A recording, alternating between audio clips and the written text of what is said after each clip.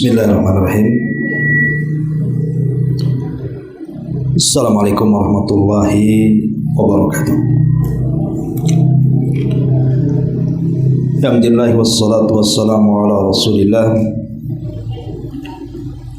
wa ala alihi wa sahbihi wa mawalah wa la hawla wa la quwwata illa billahi wa ba'd. Alhamdulillah, segala puja dan puji hanya milik Allah subhanahu wa ta'ala. Salawat dan juga salam kita hadiahkan kepada Rasul kita Nabi besar Muhammad sallallahu alaihi wa ala alihi wasallam.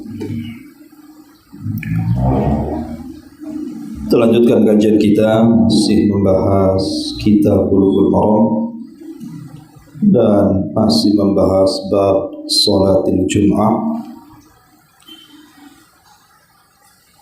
Kita masuk pada hadis yang ke 447 dalam kitab ini, masih dari hadis Abi Hurairah radhiyallahu anhu. An Abi Hurairah radhiyallahu anhu anna Rasulullah sallallahu alaihi wasallam dzakara yaumal jum'ati faqala fihi sa'atun la yuwafiquha 'abdun muslimun wa huwa qa'imun yusalli yas'alullaha 'azza wa jalla syai'an illa a'tahu iyyahu wa asyara biyadihi yuqalliluha muttafaqun alaihi wa fi riwayatin lil muslim wa hiya sa'atun khafifatun.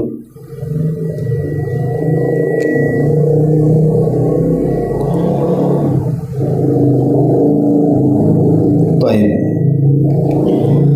Dari Abu Hurairah radhiyallahu anhu, Nabi sallallahu alaihi wasallam menyebutkan hari Jumat. Kemudian Nabi sallallahu alaihi wasallam bersabda, di hari Jumat itu ada satu waktu di mana seorang hamba muslim ketika bertepatan dengan satu waktu itu, sementara dia berdiri melaksanakan salat, kemudian meminta sesuatu kepada Allah subhanahu wa ta'ala, kecuali Allah akan memberikan setiap permintaannya. Kemudian Nabi SAW mengisyaratkan dengan tangannya. Jadi Nabi SAW mengisyaratkan seperti ini dengan tangannya itu. Yuqalliluha, itu artinya seperti ini. Dan dalam riwayat Muslim, dan dia adalah satu waktu yang sangat singkat. Kemudian hadis yang selanjutnya, an Abi Burdah an abihi qala sami'tu Rasulullah sallallahu alaihi wasallam yaqul hiya ma baina an yajlisal imamu ila an yuqda as-salatu. Rawahu Muslim wa rajjaha ad-Daruqutni annahu min qauli Abi Burdah. Dalam riwayat Abi Burdah dari bapaknya radhiyallahu anhu, dia mengatakan, aku mendengar Nabi sallallahu alaihi wasallam bersabda, waktu itu adalah antara duduknya imam, maksudnya khatib, sampai selesai salat Jumat. Hadis ini dikeluarkan Imam Muslim, tapi Imam Daruqutni menguatkan bahwa ini bukan perkataan Nabi, tetapi perkataan Abi Burdah radhiyallahu anhu.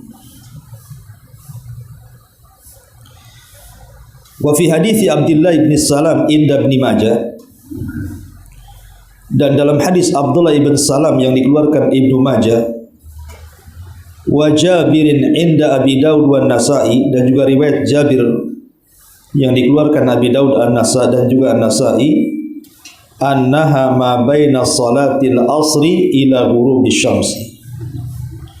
Maksudnya waktu yang mustajab itu adalah setelah solat asar sampai terbenam matahari.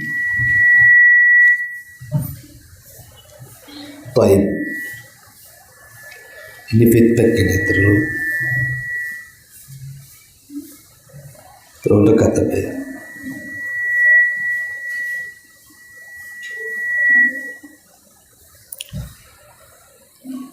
Ma'asyiral muslimat yang dimuliakan Allah Subhanahu wa taala. Beberapa riwayat yang kita baca ini menjelaskan kepada kita tentang keajaiban satu waktu di hari Jumat, di mana kalau kita berdoa di situ maka setiap doa-doa kita akan mustajab. Doa apa saja, baik dilakukan oleh laki-laki ataupun perempuan, karena doa ini tidak harus orang-orang yang melaksanakan sholat Jumat. Karena hadis ini menunjukkan tentang keutamaan hari Jumat, artinya bisa dilakukan ibu-ibu ataupun bapak-bapak. Bahkan sampai para ulama menyebutnya waktu mustajab doa di hari Jumat itu sebagai mukjizat, keanehan yang luar biasa karena cepatnya pengijabahan doa orang yang berdoa di satu waktu di hari Jumat itu. Sehingga banyak kisah-kisah yang menarik yang diceritakan para ulama bagaimana orang-orang yang berdoa di satu waktu di hari Jumat itu belum sampai Jumat berikutnya sudah dikabulkan doa-doanya. Tapi bagi kita mencukupkan dengan hadis yang kita baca ini, yakin bahwa ada satu waktu di hari Jumat, kata Nabi SAW, yang kalau kita bertepatan dengan waktu itu dipastikan mustajab doanya. Tetapi di sini Nabi SAW menyebutkan dua riwayat. Riwayat yang pertama yang disebutkan tadi bahwa waktu itu terjadi setelah khatib naik ke atas mimbar sampai selesai sholat Jumat. Tentu apabila khatib naik ke atas mimbar, kita dilarang menyibukkan diri dengan doa, kan begitu, karena kita harus mendengarkan khutbah. Berarti kesimpulannya adalah doa itu dilakukan di antara dua khutbah. Karena dalam khutbah pertama nanti ada istirahat, ada jeda sebentar, khatib itu duduk untuk ke khutbah yang kedua. Disitulah waktu yang mustajab. Tapi pendapat yang lain dalam hadis yang kita baca juga bahwa waktu itu adalah terjadi setelah sholat asar sampai maghrib. Dan ini adalah pendapat yang kuat karena ini pendapat jumhur, mayoritas para sahabat, mayoritas para tabi'in dan mayoritas para ulama mengatakan bahwa waktu yang mustajab itu terjadi setelah asar, sebelum maghrib. Ma'asyiral muslimat yang dimuliakan Allah Subhanahu wa taala, dari sini kita tahu bahwa jangan pernah melalaikan hari Jumat.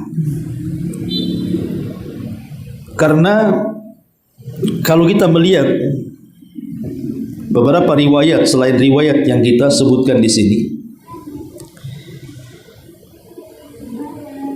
Jabir bin Abdullah radhiyallahu an juga meriwayatkan dari Nabi sallallahu alaihi wasallam, Yaumul Jum'ati isnata asyrata sa'atan. Hari Jumat itu 12 jam. Fiha sa'atun la yujadu muslimun yas'alallaha fiha syai'an illa atah. Di situ ada satu waktu yang seorang muslim meminta sesuatu kepada Allah Subhanahu wa taala, pasti akan dikabulkan permintaannya.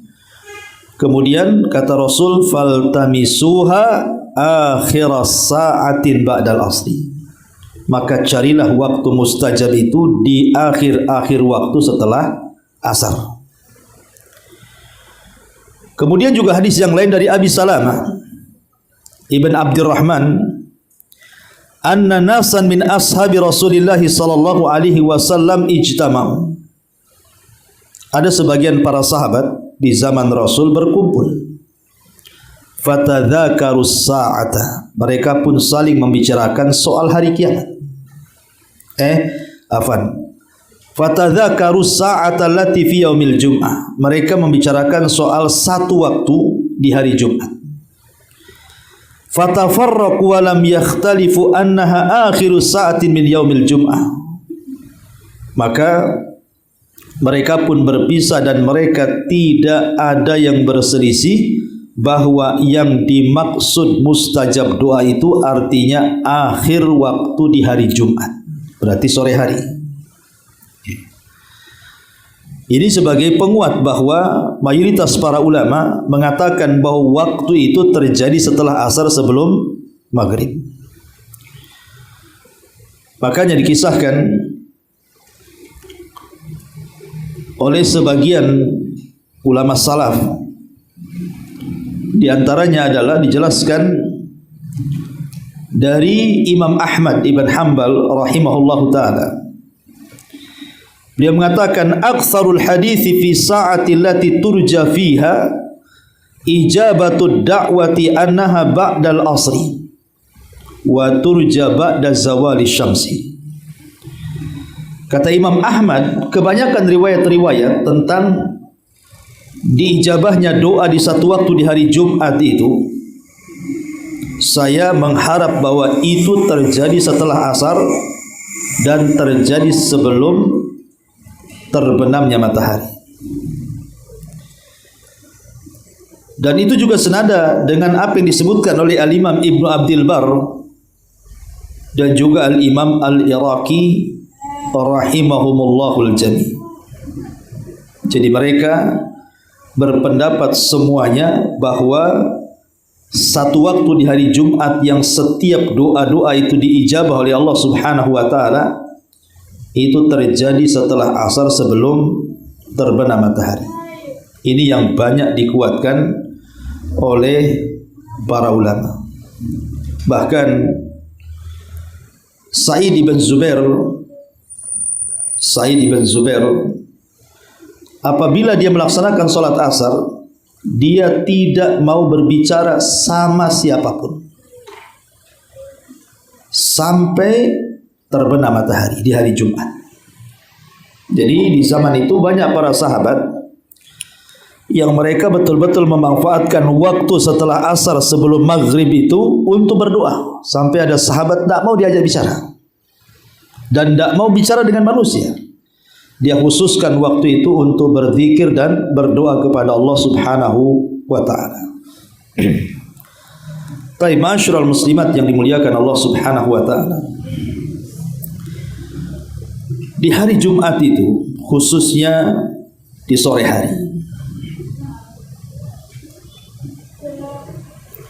kita tahu bahwa kalau seseorang mau memanfaatkan waktu itu, maka ibu akan mendapatkan keajaibannya. Begitu kata para ulama. Tentu bagi yang mau betul-betul memperhatikan waktu itu mulai daripada sholat asar sampai terbenam matahari. Karena gini Bu, saya, ibu atau siapapun lah, pasti banyak masalah, tidak mungkin tidak ada masalah. Artinya siapapun pasti banyak masalah. Entah yang sakit ingin sembuh, mana itu, yang susah ekonomi ingin dimudahkan ekonominya, yang banyak persoalan dalam rumah tangganya ingin diselesaikan, macam-macam lah orang masalah itu. Maka para ulama memberikan saran kepada kita, mintalah kepada Allah Subhanahu wa taala agar masalah-masalah kita itu diselesaikan. Kan Allah yang kasih masalah, Allah juga yang angkat masalah. Lah, waktu yang sangat ajaib ketika kita mengadukan masalah kita kepada Allah itu di hari Jumat ini. Kenapa coba di hari Jumat? Karena Jumat sendiri adalah Sayyidul Ayyam. Memang pemimpinnya hari-hari. Allah jadikan Jumat itu hari sakral kaum muslimin. Sebagaimana Allah jadikan Sabtu hari sakral bagi Yahudi dan Ahad itu hari sakralnya orang-orang Nasrani. Artinya kita berdoa di hari sakral, di hari di mana Allah telah memuliakan hari Jumat untuk kita kaum muslimin. Ditambah-tambah, ketika datang waktu asar itu adalah solat pertemuan para malaikat. Kata Nabi SAW dalam hadis Abi Hurairah radhiyallahu anhu yang muttafaqun alaihi, disepakati Bukhari Muslim. Kata Nabi SAW, yata'aqabuna fikumul malaikatul laili wa malaikatul nahar wa yajtami'una fi salati subhi wa salati al-asri thumma ya'ruju alladhina batu fikum fayas'aluhumullah wa huwa a'lam bihim kaifa taraktum ibadi fayaquluna taraknahum wa hum yusallun wa atainahum wa hum yusallun. Kata Nabi SAW, ada malaikat-malaikat itu yang ditugaskan Allah Subhanahu wa taala, di mana mereka ditugaskan untuk mencatat kebaikan di siang dan juga di malam hari. Dan pertemuan malaikat yang mencatat di malam hari dengan pertemuan malaikat yang mencatat di siang hari itu adalah pada solat subuh dan solat asar. Jadi solat asar itu pertemuan para malaikat yang mencatat amal. Jadi ketika malaikat siang ini turun di waktu subuh, kemudian mencatat amal apa saja yang kita lakukan dari kebaikan, entah siang itu ibu baca Quran, berzikir, salat, silaturahim, sedekah, atau apa saja dicatat malaikat itu. Kemudian datang waktu salat asar, kita menegakkan salat asar, lah malaikat-malaikat itu naik ke langit. Di waktu yang sama, malaikat yang mencatat kebaikan di malam hari turun saat manusia sedang salat asar. Jadi manusia sedang salat asar itu, malaikat siang naik ke langit untuk melaporkan apa yang ia catat, malaikat malam turun bersamaan. Makanya kenapa salat asar itu dapat dua catatan. Pertama dicatat oleh malaikat siang, yang kedua dicatat oleh malaikat malam. Dan disitulah pertemuannya. Makanya Rasul mengatakan wa yajtami'una fi salati subhi wa salatil asri. Mereka berjumpa di salat subuh dan salat asar. Kemudian mereka pun naik dan melaporkan catatannya. Kemudian Allah bertanya kepada mereka, dan Allah sudah tahu, tapi Allah ingin bertanya saja, apa yang kalian tinggalkan? Sedang apa hamba-hambaku? Maka mereka mengatakan, kami meninggalkan mereka sedang sholat, dan kami datang pun mereka sedang sholat. Artinya kami meninggalkan mereka sedang sholat asar, dan kami mendatangi mereka sedang sholat subuh. Itu asarnya itu sendiri. Bahkan sholat asar itu akan berbeda dengan sholat-sholat yang lainnya. Karena Allah Subhanahu wa taala ketika berfirman, hafidhu ala salawati was salati al-wusta, jaga oleh kalian 5 waktu salat kecuali salat wusta. Jumhurul ulama mufassirin mengatakan yang dimaksud salat wusta itu salat asar. Alasannya berdasarkan nas. Nabi yang bicara soal itu ketika perang Khandaq. Ketika Nabi SAW menjaga parit, Rasul tidak sempat sholat asar karena kalau parit ditinggalkan musuh masuk. Sehingga Rasul akhirnya tetap menjaga parit sampai waktu maghrib. Dia belum sholat asar. Baru kemudian Rasul sholat asar di waktu maghrib. Maka Rasul marah dan mengatakan, semoga Allah memasukkan api ke dalam kuburan dan rumah-rumah mereka karena mereka sudah mengakhirkan aku dari salat wusta. Berarti yang mengatakan asar wusta itu adalah Nabi. Makanya jumhur ahli tafsir mengatakan ayat Al-Quran yang mengatakan jaga oleh kalian 5 waktu salat, terutama salat wusta, maksudnya salat asar. Dari sini kita tahu bahwa salat asar itu penentu semua salat. Makanya wajar kalau Rasulullah SAW dengan tegas dan keras mengatakan, man taraka salatal asri faqad habita amaluhu. Siapa yang meninggalkan salat asar, dalam riwayat secara sengaja, maka habis amalannya. Hanya semata-mata meninggalkan salat asar secara sengaja, habis amalan kita.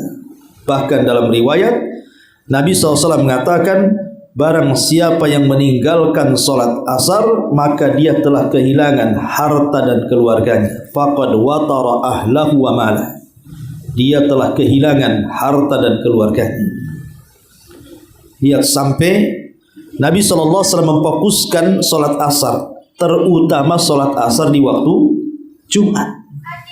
Ya, terutama di hari Jumat. Jangan sampai kemudian orang itu meninggalkan salat asar tepat waktu. Baru kemudian setelah salat asar, sebelum kita berdoa, di sana kan ada namanya zikru al-sabah wal masa, zikir pagi dan petang kan. Maka cobalah baca dulu zikir itu. Memang ada yang berpendapat seperti Syekh bin Baz mengatakan zikir petang itu bisa dilakukan setelah asar dan bisa dilakukan setelah maghrib. Jadi kalau seandainya tidak sempat setelah asar, maka boleh dibaca setelah maghrib sampai isya. Jadi waktunya agak panjang. Tapi sebaiknya baca setelah asar, karena itu waktu mustajab doa masalahnya. Dan pada zikir petang itu kan banyak doa-doa di situ tuh. Maka sebaiknya baca setelah asar sampai maghrib. Ya. Baru setelah itu ibu memperbanyak sholawat. Karena sholawat di hari Jumat itu nilainya berbeda dengan sholawat di hari-hari yang lainnya. Bahkan Nabi SAW sangat menganjurkan sholawat di hari Jumat dengan hadisnya secara khusus. Disuruh memperbanyak sholawat di hari Jumat itu. Bahkan Nabi SAW mengatakan, man shalla alayya salatan sallallahu alaihi biha asyra. Barang siapa yang salawat 1 kali kepadaku, maka Allah akan bersalawat kepada dia 10 kali. Maksudnya gimana? Makna salawat itu, Bu, kalau ibu membaca Allahumma sholli ala Muhammad, apalagi ibu membaca seafdol-afdolnya salawat. Apa seafdol-afdolnya salawat? Salawat Ibrahimiyah. Itu seafdol-afdolnya salawat. Ketika Rasul ditanya soal salawat yang paling afdol, maka Rasul menyebutnya salawat Ibrahimiyah. Salawat yang ibu biasa baca dalam tasyahud. Itu namanya salat Ibrahimiyah. Allahumma sholli ala Muhammad wa ala ali Muhammad kama shallaita ala Ibrahim wa ala Ibrahim. Ya. Jadi arti salawat itu artinya kita berdoa kepada Allah Azza wa Jal agar Allah memuji Nabi kita di atas langit sana. Jadi agar Allah memuji Nabi kita di hadapan Jibril, di hadapan Mikail, di hadapan Israfil, di hadapan seluruh malaikat yang ada di langit. Itu makna kalau kita mengucapkan Allahumma sholli ala Muhammad. Kita meminta kepada Allah agar Allah terus memuji Nabi kita di langit. Lah sesiapa yang bersalawat kepada Rasul meminta agar Allah memuji Nabi kita di hadapan para malaikat 1 kali, maka Allah akan memuji kita 10 kali. Jadi Allah akan memuji ibu di hadapan para malaikat, di hadapan Jibril, di hadapan Mikail, di hadapan Israfil, di hadapan seluruh malaikat. Nama ibu dipuji-puji di sana. Bukan 1 kali, 10 kali. Karena salawat kita 1 kali kepada Nabi. Gimana kalau ibu ulang-ulang salawat itu? Berarti Allah terus memuji kita di hadapan para malaikat. Ini kan sebuah kebanggaan harusnya. Makanya orang kalau tidak paham salawat, maksudnya keutamaan salawat itu maksudnya gimana keutamaan salawat itu? Orang tidak terangsang untuk bersalawat. Tapi kalau orang sudah tahu, wah kalau saya mengucapkan Allahumma sholli ala Muhammad, berarti nama saya sedang disebut-sebut Allah itu di hadapan malaikat, di hadapan Jibril lagi, di hadapan Mikail, di hadapan Israfil, di hadapan Malakul Maut, di hadapan seluruh malaikat yang ada di arsy dan seluruh malaikat yang ada di langit. Nama kita harum di sana. Baru setelah itu ibu berdoa. Doa setelah asar sebelum maghrib itu mustajab. Ibu meminta di situ. Kalau ibu sakit minta disembuhkan, ibu susah ekonomi yang minta dilancarkan, ya, ibu ada masalah yang minta diuraikan. Terserah ibu, umpamanya anak nakal supaya minta anak itu diberikan hidayah. Suami mungkin belum sholat, belum apa, minta kepada Allah hidayah. Orang tua belum sadar, minta kepada Allah hidayah. Itu waktu mukjizat doa itu, ulama mengatakan mukjizat doa. Kenapa? Karena mujarab. Mujarab itu artinya terbukti gitu maksudnya. Dan itu banyak kisah-kisah, kalau saya mau ceritakan kisah-kisah tentang mustajab doa di hari Jumat itu luar biasa yang dikisahkan para ulama. Sampai salah satu kisah itu seorang syekh bercerita. Jadi ada seseorang pengendara mobil gitu ya. Sakencang-kencangnya dia lari, tiba-tiba remnya blok. Dan itu di waktu menjelang maghrib. Ya. Dan itu waktu mustajab. Jadi dia teringat bahwa Nabi SAW mengatakan bahwa di hari Jumat, karena ketepatan kejadian itu di hari Jumat, bahwa di hari Jumat itu ada satu waktu yang bertepatan kalau dia berdoa dengan waktu mustajab doa, pasti Allah kabulkan. Jadi terlintaslah dia hadis itu, langsung dia berdoa kepada Allah agar minta diselamatkan. Subhanallah, betul-betul mobil itu tabrakan, hancur, hampir 99% remuk mobil itu. Harusnya orang itu mati karena melihat kondisi mobil, tapi Allah Subhanahu wa taala selamatkan nyawanya. Ya, itu salah satu keajaiban orang yang berdoa di hari Jumat, tepatnya di waktu yang sedang mustajab. Ya. Ma'asyiral muslimat yang dimuliakan Allah Subhanahu wa taala, intinya bahwa ini waktu yang ajaib. Jangan pernah meninggalkan doa di hari Jumat. Tentu yang namanya doa itu kan juga harus ada sebab-sebab ijabahnya juga, bukan hanya sekedar berdoa kan begitu ya. Ada namanya asbab al-istijab ad-doa namanya. Kalau ada orang yang mengatakan, Ustaz saya sudah berdoa loh setiap asar sebelum maghrib, kok sampai hari ini kok belum dikabulkan ya? Katanya ulama mengatakan itu waktu mukjizat. Ada 4 perkara yang ibu harus paham. Pertama, boleh jadi Allah Subhanahu wa taala belum mau mengijabah doa kita karena kita bukan termasuk orang-orang yang layak untuk dijabah doa. Disebabkan karena tidak mengambil sebab-sebab pengijabah doa. Masih kurang syaratnya, gitu maksudnya. Karena kurang syaratnya itulah akhirnya Allah tidak kabulkan. Yang kedua, tenang. Allah itu mendengar doa kita, tidak mungkin tidak mendengar. Allah itu sami, mendengar, maha mendengar, dan sifatnya mendengar doa-doa kita. Allah itu mendengar dan akan mengijabah doa kita lambat ataupun cepat. Pasti dikabulkan oleh Allah Subhanahu wa taala. Yang jelas jangan kita mengeluarkan kalimat istijal. Kalimat istijal itu kenapa dan kenapa. Kenapa saya sudah berdoa kok tidak dikabulkan?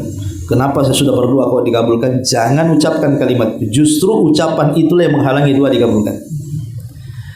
Kemudian yang ketiga, boleh jadi bukan berarti Allah tidak mengijabahi doa kita. Sebenarnya Allah sudah ijabah doa kita, tetapi Allah kabulkan di luar permintaan kita.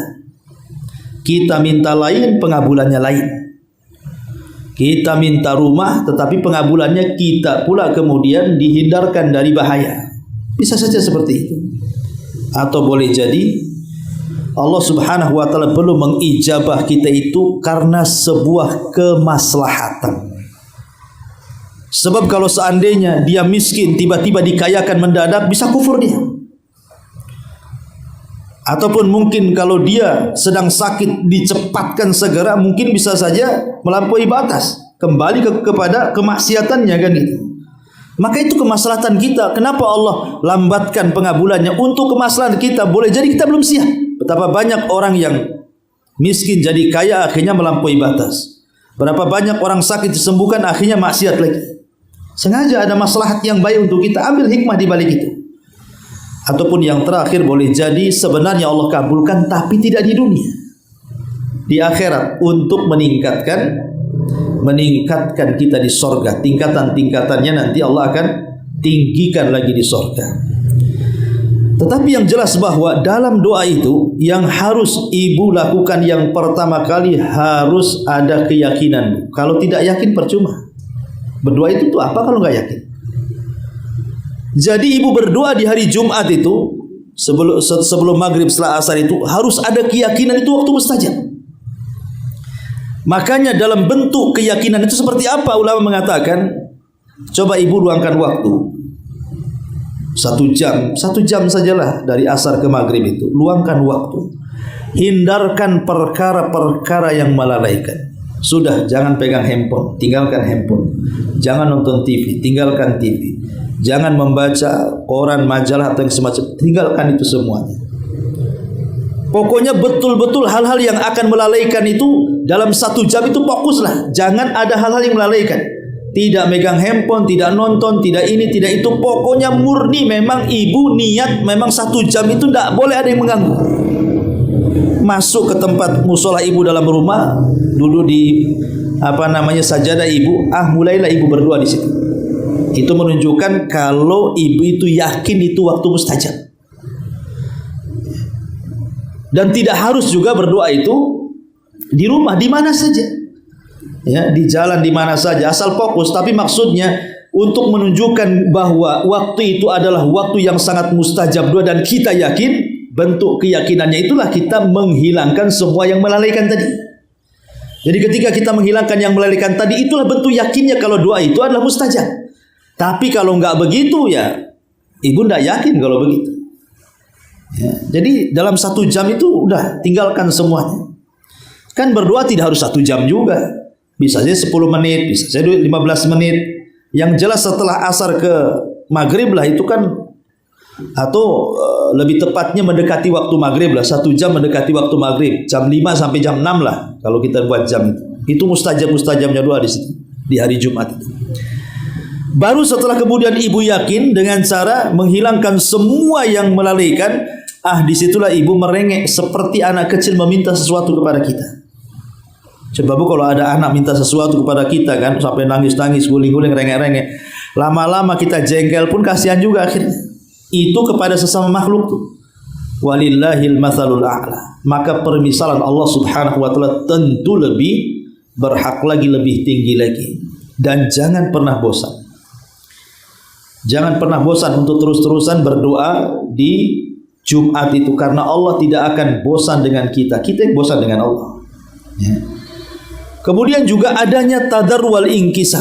Bukan hanya merengek seperti itu. Maksudnya betul-betul posisi ibu itu sebagai hamba sedang berhadapan dengan tuannya, Allah Subhanahu wa taala. Artinya berdoalah dalam kondisi kita itu betul-betul seolah-olah kita ini berhajat kepada Allah, tidak menyombongkan diri. Kemudian juga penuh keikhlasan. Yang jelas di dalamnya tidak ada doa yang mengandung unsur dosa ataupun memutus silaturahim. Tidak boleh. Kalau itu sudah tidak boleh lagi. Karena kalau doa ada unsur dosa itu bukan doa maksiat nanti jatuhnya. Ya. Betul-betul murni doa itu bukan dalam rangka ada unsur dosa ataupun memutus silaturahim, tidak. Pamannya Allah Subhanahu wa taala takdirkan ibu punya usaha disaingi oleh orang lain, akhirnya usaha ibu jadi sepi. Sepinya usaha ibu itu sebenarnya bukan karena saingan, karena rezeki orang itu kan sudah masing-masing. Cuman terkadang setan memberikan was-was kepada kita, akhirnya menanamkan sifat hasan, seolah-olah dia yang menyaingi rezeki kita kan.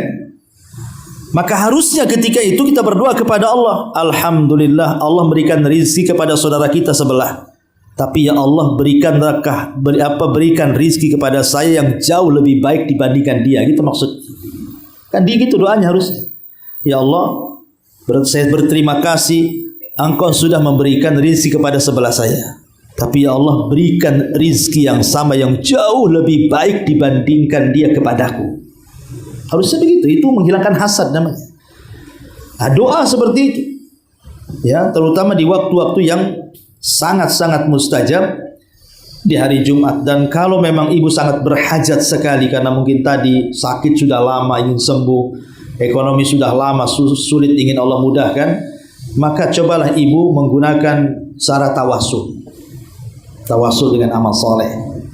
Ya, mungkin ibu bisa ngomong dengan Allah, ya Allah, dulu aku pernah sholat malam sendirian.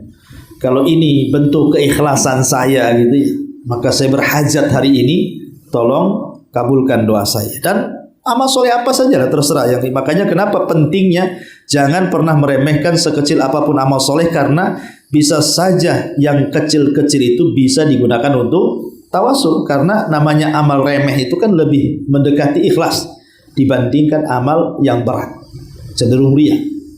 Ya, jadi amal-amal yang kecil itu yang sebenarnya bisa digunakan untuk tawasul tuh. Ya, makanya penting sekali.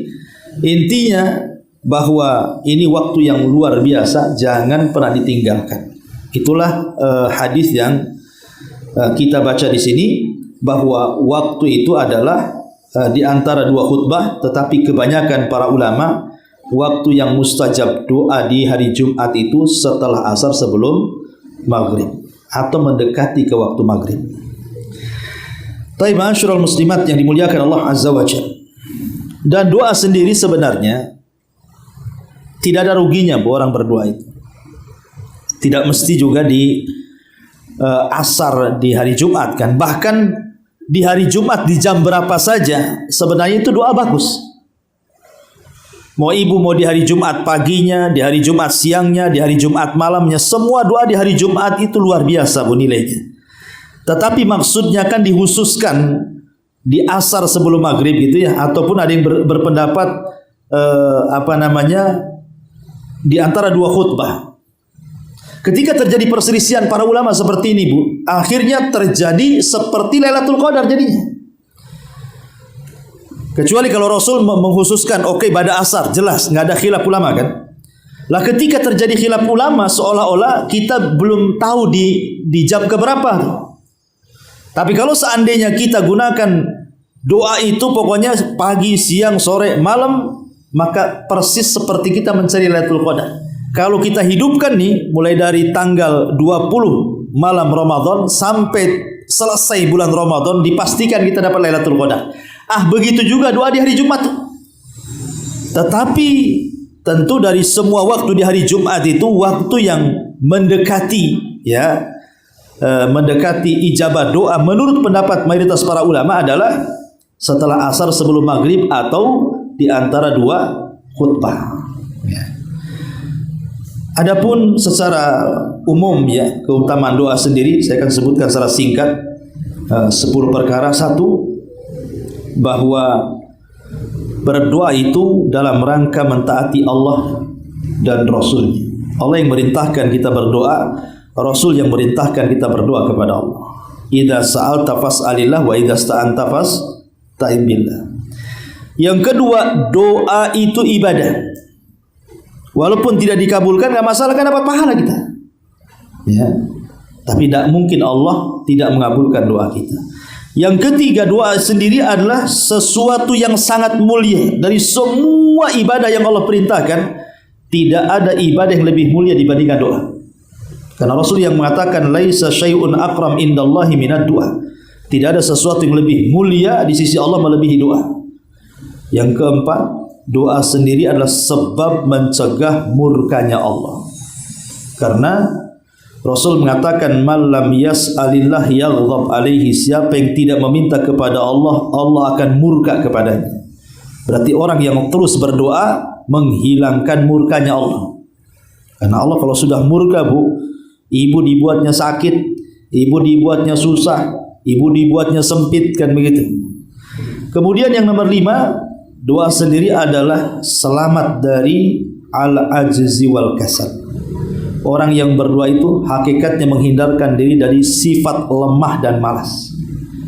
Karena Rasul yang mengatakan selemah-lemah manusia adalah orang yang lemah dari doa, dan sebakhil-bakhilnya manusia adalah orang yang bakhil mengucapkan salam. Kemudian yang nomor 6, doa sendiri bisa mencegah bala. Ada perkataan Imam Ibnul Qayyim mengatakan, "Wad-du'a'u min anfa'il adwiyati." Doa itu seutama-utama mendatangkan obat. Wa huwa aduwwul bala. Dan dia adalah musuhnya musibah. Dengan doa yadfa'uhu bisa mencegah musibah, wa yu'alijuhu bisa mengobati musibah, wa yamna'u nuzulihi dan bisa mencegah nuzuluhu datangnya musibah, wa yarfa'uhu dan mengangkat musibah, au yukhafifu bahkan meringankan musibah apabila sudah turun, dan dia adalah senjata seorang mukmin. Bayangkan, doa ini mencegah musibah sebelum, sedang dan telah, kan itu. Sebelum datang bisa dicegah, ketika dapat musibah bisa diangkat, setelah musibah maka akan dijauhkan. Itulah manfaat doa, kata Imam Ibnul Qayyim rahimahullahu ta'ala. Dan yang nomor 7, doa sendiri adalah bentuk kebersamaan Allah dengan kita.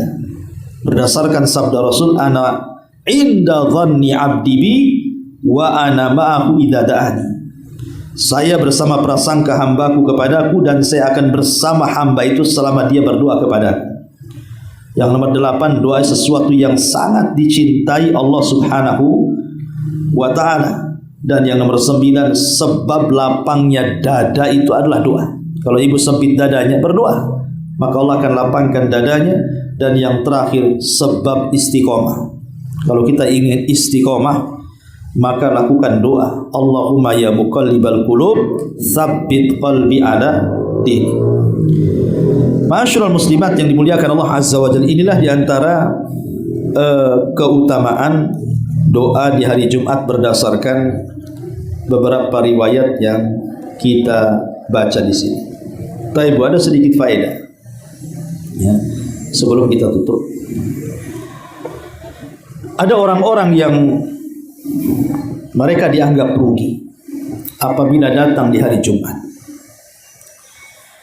karena mereka tidak mengetahui tentang keutamaannya. Padahal hari Jumat itu kan datangnya seminggu sekali.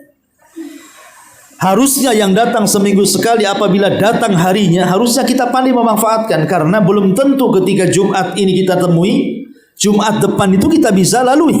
Bisa saja meninggal sebelum itu. Makanya ulama mengatakan ada kesalahan-kesalahan fatal yang dilakukan khususnya di hari Jumat, dan itu bisa menjadikan hidupnya sulit, baik di dunia ataupun akhirat, karena dia telah meluputkan pahala yang sangat besar. Bahkan ketika dia melakukannya terancam dengan azab, tidak di dunia, di kuburan, bahkan pada hari kiamat dicabut berkahnya di dunia, kemudian di kuburan diancam dengan azab kubur, kemudian di akhirat diancam pula dengan neraka, dan diancam pahalanya digugurkan. Siapa mereka? Ya. Pertama, orang yang tidak sholat Jumat. Makanya banyak bapak-bapak itu yang mereka tidak sholat Jumat. Bahkan ada seorang ummahat tuh ngeluh ke saya, Bu, mungkin dia sudah hijrah tapi suaminya belum. Ya, sudah sholat 5 waktu, tidak pernah Jumat pun tidak mau ke masjid. Tidak mau ke masjid, sampai dia mau cerai aja lah Ustaz, katanya. Saya mau gugat cerai aja. Jadi saya bilang jangan dulu, coba berdoa dulu. Mudah-mudahan Allah lembutkan hatinya. Kan belum ada upaya, udah main minta cerai pula kan itu. Berdoa dulu kepada Allah, nasihati. Justru ketika ibu mendapatkan suami yang seperti itu kan momen jihad ibu untuk berdakwah pada suami. Kalau suami bisa sadar karena ibu, wah ibu kan pahala yang besar tuh, bisa menyadarkan suami. Karena Nabi SAW mengatakan, man taraka thalatha juma'atin min ghairi udrin kutiba minal munafikin. Siapa yang meninggalkan sholat Jumat berturut-turut 3 kali, maka dicatat dia sebagai orang munafik. Kalau 3 kali berturut-turut meninggalkan Jumat bagi laki-laki, maka dicap sebagai munafik, dan hatinya tidak akan bisa dapat nasihat kecuali karena hidayah Allah. Yang kedua, tidak bersegera ke masjid. Jadi ibu kalau punya suami, kalau sudah jam-jam 10 gitu ya, ingatkan, ya, suruh siap-siap. Jangan ibu biarkan saja, dorong suami itu supaya bersegera datang ke masjid. Kenapa? Karena Nabi SAW mengatakan, idza kana yaumul jum'ati kana ala kulli babin min abwabil masjidi malaikatun. Jadi apabila di hari Jumat, pada tiap-tiap pintu masjid itu ada malaikat yang membawa catatan dan menulis. Kemudian wa yaktubunal awwal fal awwal, malaikat akan menulis setiap orang yang masuk pertama kali, kedua, ketiga, keempat, dan begitu seterusnya. Kemudian kata Nabi SAW, fa'idha jalasal imam, kalau imam atau khatib sudah naik ke atas mimbar, tawaw suhufa, maka catatan malaikat akan ditutup, waja'u yastami'una dzikra, dan mereka pun masuk dan ikut mendengarkan khatib. Berarti di sini sayang kalau seandainya orang yang datang ke masjid sementara khatib sudah naik mimbar, dapat apa dia? Ya. Dan saya saksikan itu ya, sekarang seperti itu. Jadi jam-jam 11 masuk masjid kalau saya ada jadwal khutbah itu belum ramai. Separuh itu belum penuh kadang-kadang. Anehnya ketika suara azan berkumandang, ketika khatib naik ke atas mimbar, wah datang dari mana itu? Tahu-tahu cepat aja penuh itu. Ya. Jadi yang tadinya mungkin sebelum khatib naik mimbar terus separuh masjid belum penuh. Setelah azan saya naik ke atas mimbar, baru dari mana-mana datang tuh. Sebentar aja penuh tuh masjid itu. Buat apa Anda datang ke masjid? Saya menggugurkan sholat Jumat saja. Karena malaikat sudah menutup itunya, suhufnya itu. Catatannya sudah nggak ada lagi. Malaikatnya sudah duduk mendengarkan. Padahal Rasul mengatakan siapa yang saf pertama mendapatkan pahala seperti berkorban seekor unta, saf kedua seperti berkorban seekor sapi, saf ketiga seperti berkorban seekor kambing, saf keempat seperti berkorban dengan seekor ayam, kelima telur ayam. Sudahlah, setelah itu tidak ada lagi, sampai di telurnya saja lah. Ya. Kan rugi kalau seandainya seseorang luput sampai datang di Jumat itu telat. Ya. Kemudian yang ketiga, yang parah juga nih, dia datang awal-awal. Ya. Bagus dia seperti mendapatkan seekor unta gitu ya. Atau mungkin di saf kedua atau ketiga. Tapi terkadang dia tidak punya adab ketika mendengarkan khutbah. Dia ngomong pula sama yang sebelahnya. Niatnya bagus. Pamannya ada yang rame, diamlah, ada khotib naik mimbar. Berarti orang ini tidak punya adab. Menegur orang saja, kata Nabi SAW, apabila di hari Jumat, maka idza takallama al-imam, apabila imam sudah bicara, maka kita tidak boleh bicara. Sebab kalau bicara, fala Jum'atalah, kita tidak dianggap Jumat. Ya. Nggak punya aturan, makanya penting belajar adab-adab hari Jumat itu supaya pahala Jumatnya tidak hilang. Hanya ngomong sama orang sebelahnya, diam dengerin. Apalagi yang menyibukkan dia dengar khutbah, handphone pula dia jauh-jauh dengan ini, kan lucu tuh. Ya.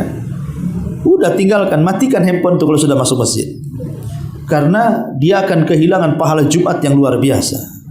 Kemudian yang keempat, tidak mau bersalawat. Tadi saya sudah jelaskan. Rugi sekali orang yang tidak mau bersalawat. Karena Rasul yang mengatakan, aksiru minas salati alayya yaumal jum'ati wa lailatul jum'ah, perbanyak oleh kalian salawat di hari Jumat dan malam Jumat, kata Rasul. Karena jelas tadi keutamaannya. Rugi besar kalau di hari Jumat enggak salawat itu. Kemudian yang nomor lima, tidak mau berdoa di waktu yang mustajab. Seperti kita yang jelasin ini. Kita ini ketemu Jumat satu kali, tapi tidak mau berdoa pula. Kan tidak harus mesti di masjid. Kita bisa berdoa sambil berjalan, berdoa di kantor, berdoa di rumah, di mana saja kan. Yang penting sisihkan waktu 10-15 menit, minta kepada Allah sesuatu yang kita hajatkan. Hajat kita banyak kok. Ya.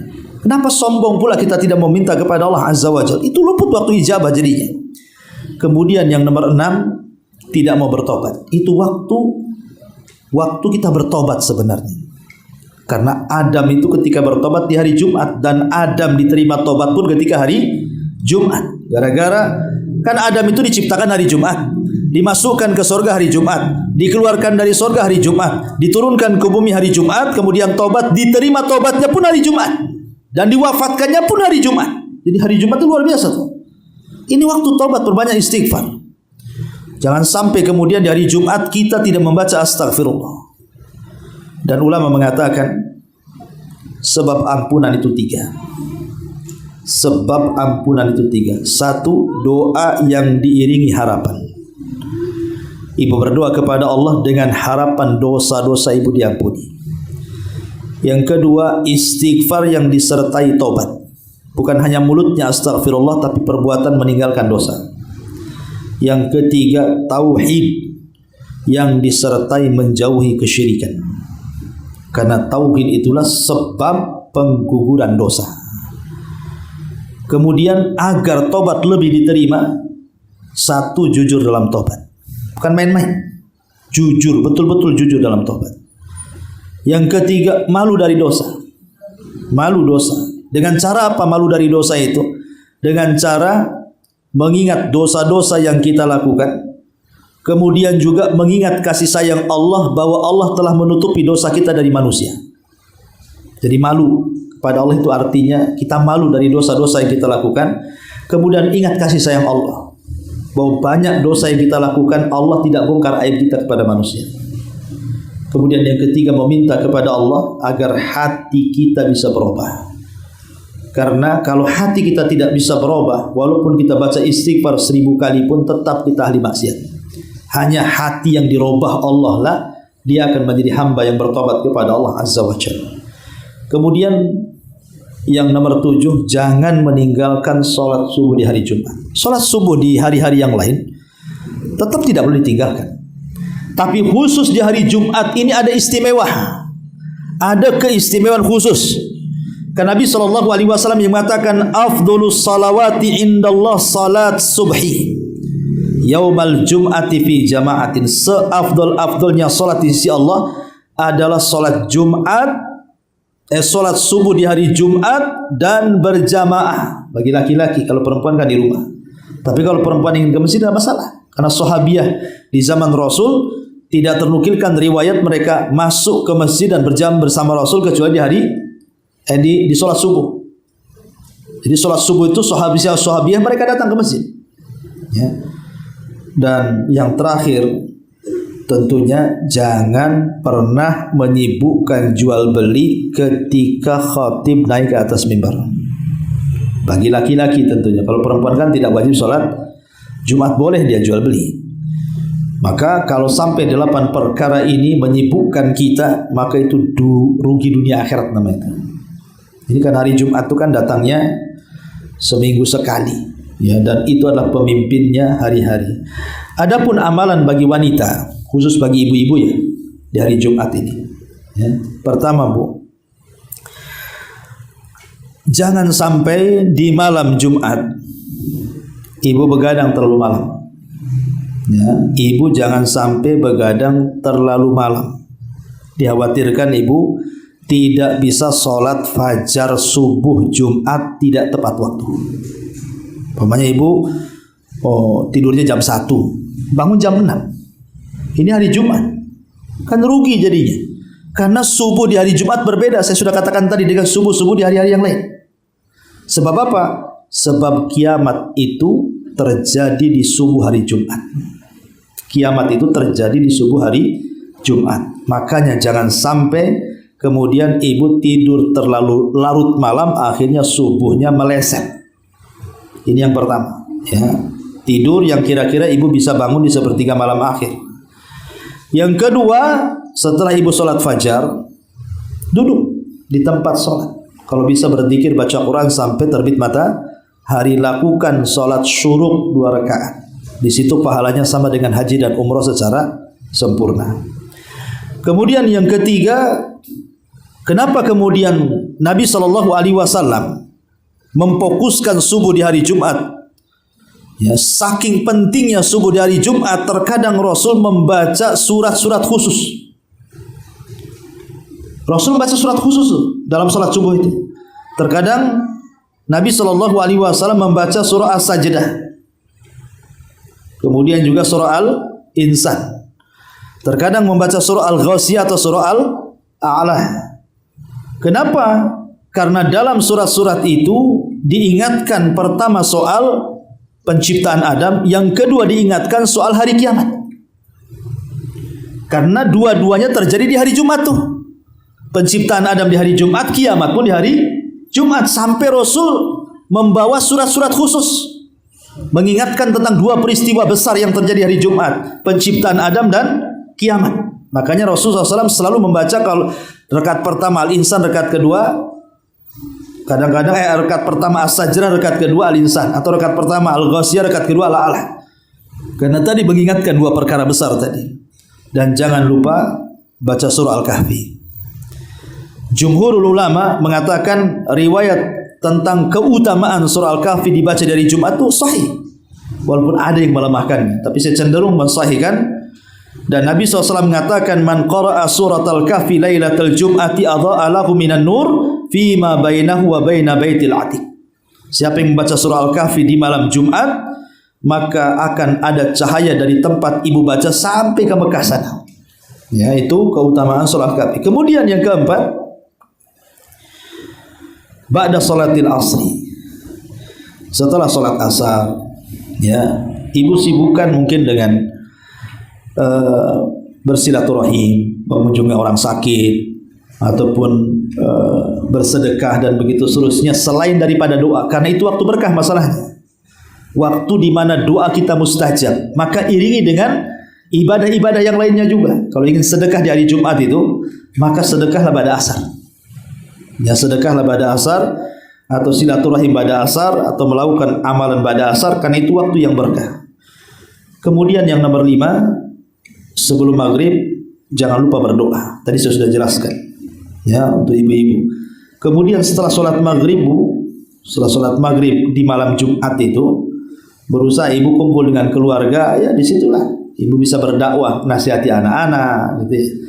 Kemudian berdiskusi dengan suami dan begitu seterusnya. Ini diantara adab-adab bagi wanita di hari Jumat. Tetapi bagi yang memang diantara ibu yang ingin sholat Jumat tidak dilarang sebenarnya. Kalau ibu ingin ke masjid sholat Jumat bersama laki-laki tidak dilarang, tetapi harus mengikuti adab-adabnya. Sama dengan laki-laki. Pertama, bagi perempuan kalau ingin sholat Jumat, ya berpagi-pagi seperti laki-laki juga. Datang ke masjid, jangan udah naik khotib ibu datang pula.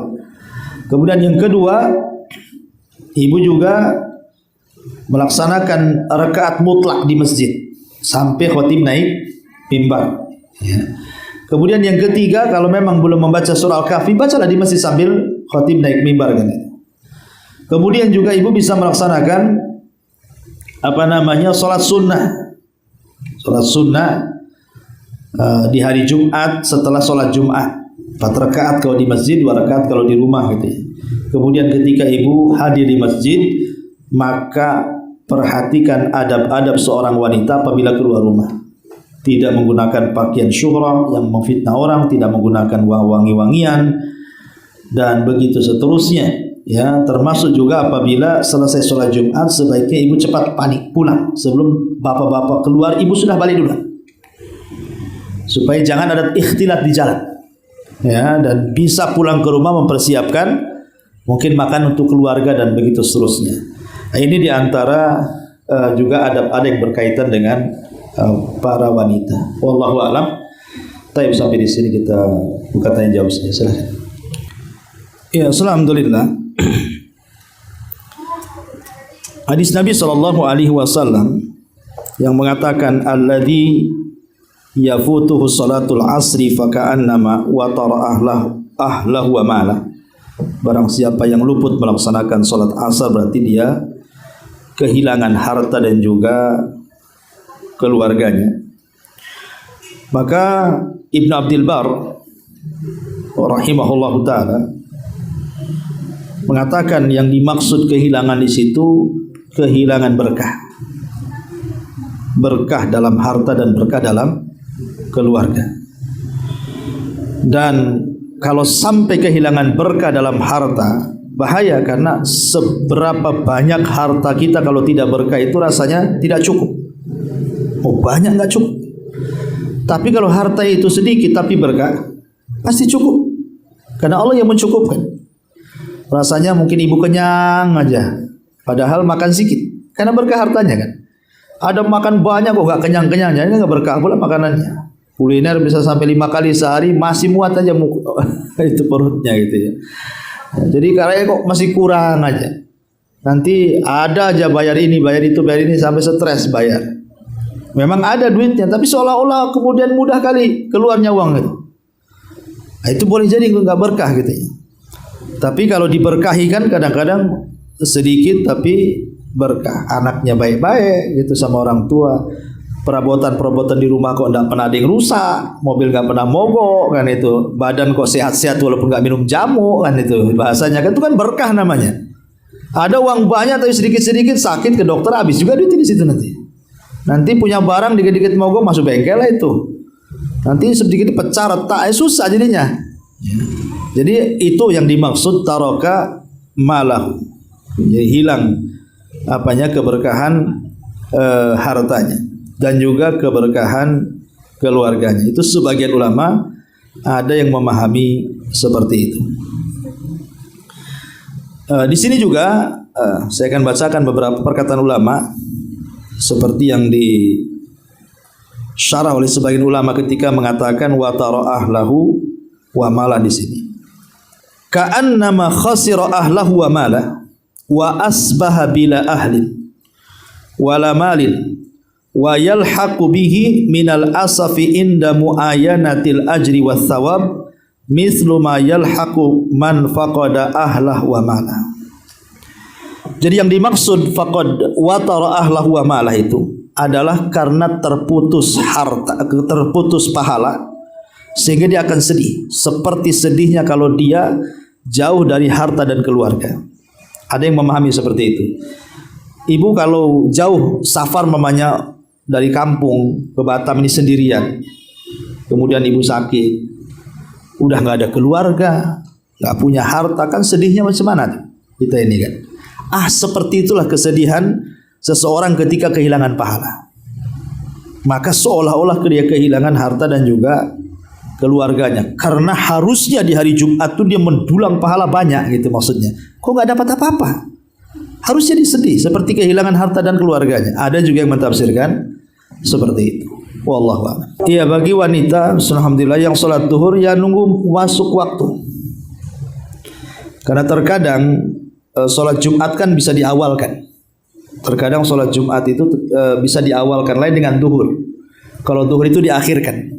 Karena Nabi SAW mengatakan apabila matahari di atas kepala dan posisi masih panas, kata Rasul, abridu, dinginkan, biarkan dia bergeser ke arah barat sedikit. Kenapa? Karena panasnya terik di siang hari itu bagian dari hembusan neraka jahanam. Artinya kalau sholat duhur diakhirkan kan sampai zawal. Tapi kalau sholat Jumat diawalkan. Ya itulah bedanya. Kalau Jumat bisa diawalkan, kadang-kadang waktunya berbeda dengan sholat duhur. Sholat Jumat agak awal dia. Kalau sholat duhur agak akhir sedikit, ya sampai dia zawal. Maka bagi ibu-ibu yang di rumah ya tidak harus mesti ngikut bapak-bapak yang ada di masjid. Ya pokoknya nunggu matahari condong ke arah barat, sudah agak dingin ibu sholat. Itu lebih utama. Nah, karena kalau sholat Jumat itu kan memang mereka mencakup orang banyak gitu ya. Kemudian juga ada contoh Nabi SAW mengawalkan. Tapi kalau sholat duhur justru perintah Rasul mengakhirkan dan mengatakan abridu, kata Rasul, dinginkan. Maksudnya jangan sampai ketika panas-panasnya terik kita sholat duhur di situ. Biarkan dia tergelincir ke arah barat sedikit. Artinya waktu zawal namanya. Ya, waktu zawal itu maksudnya ketika bayangan sudah 1 meter dan matahari sudah ke arah barat. Wallahu a'lam.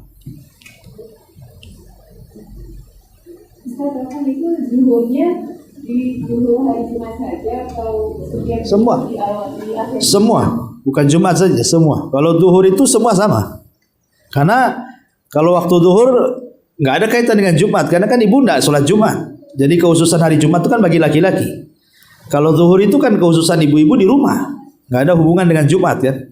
Berarti setiap duhur mau 1 minggu ya seperti itu. Kalau bisa jangan ketika waktu azan, waktu terik-terik matahari kan ibu bisa akhirkan sedikit sampai nunggu. Karena ada 2 sholat yang bisa diakhirkan, 1 isya, 1 zuhur. Isya bisa diakhirkan, ibu ada tamu nih, pas pula sudah qomat, ada tamu, nggak usah sholat, layani tamu dulu. Nanti ibu bisa akhirkan sampai di pertengahan malam, mengambil keutamaan waktu. Ya. Atau zuhur, ketika matahari di atas itu jangan sholat dulu, biarkan dia tergelincir. Artinya pahalanya lebih besar ya? Iya, pahalanya lebih besar. Wallahu a'lam.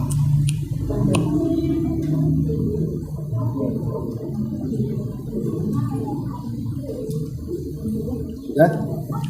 Kalau susah. Taib, kita tanya jawab saja. Ini ada tuh kan, sudah bilang hadiah itu makin sedikit makin lama-lama nanti tinggal 2, nanti terakhir tinggal 1, terakhir nggak datang, nggak ada hadiah. Taib, pertanyaan yang pertama,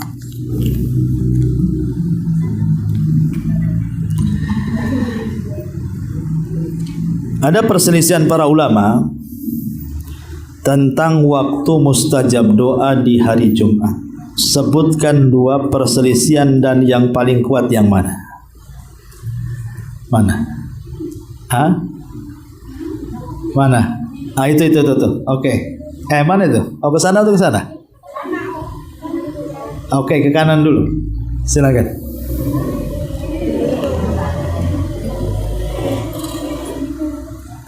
Waktu yang mustajab itu masuknya waktu asar sampai terbenamnya matahari.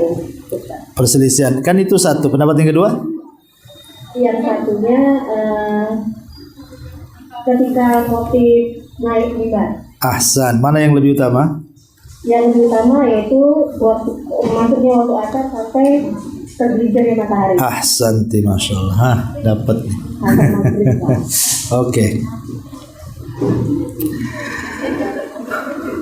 Sebutkan amalan yang menopang mustajab doa setelah asar ke maghrib. Apa saja amalan yang dilakukan di waktu asar ke maghrib di hari Jumat? Boleh? Pertama kita sholat asar, Asar. kemudian kita melakukan sholat zikir peta, kemudian berbanyak berselawat, kemudian sebelum waktu maghrib datang kita berbanyak berdoa. Ahsanti, masya Allah. Baik, terakhir sebab diterima ampunan tobat ada 3. Sebutkan sebab diterima taubat. Ini yang sebelah nih. Oke. Yang pertama doa yang diiringi harapan. Ahsan. Yang kedua istighfar yang disertai taubat. Dan yang ketiga tauhid yang disertai menjauhkan kesyirikan. Ahsanti, masya Allah. Oke, sampai di sini. Subhanallah bihamdika, asyhadu an la ilaha illa anta, astaghfiruka wa atubu ilaik. Allahu ta'ala alam. Assalamualaikum warahmatullahi wabarakatuh.